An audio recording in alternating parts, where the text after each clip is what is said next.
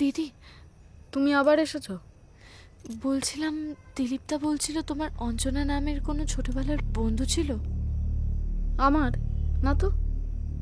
ও আচ্ছা।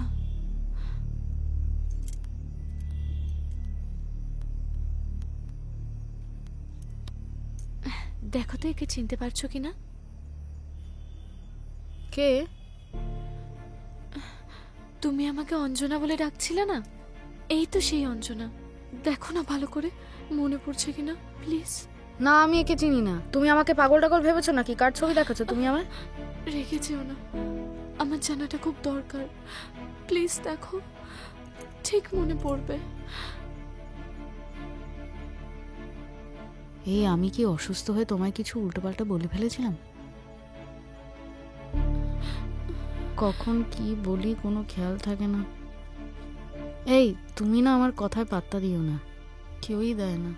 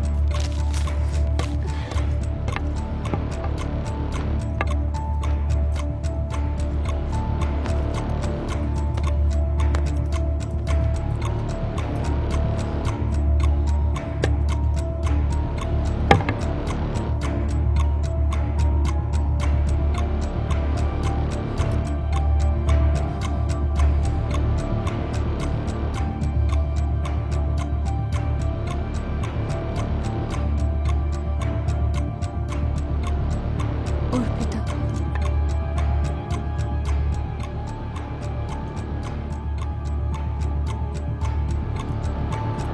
অঞ্জনা,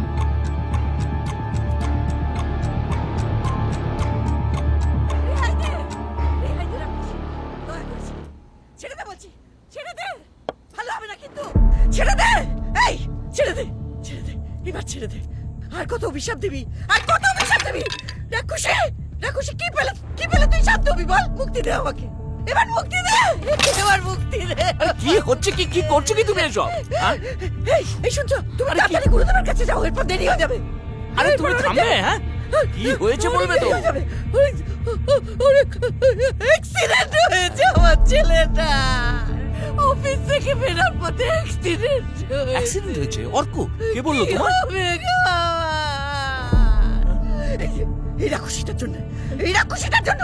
এই এই তুই আমার এত বড় সর্বনাশ কেন করলি? কেন করছো কি তুমি? কি হচ্ছে মা? কি করছো তুমি? মা, মা, ঝর্ণা, ঝর্ণা, মা, ঝর্ণা।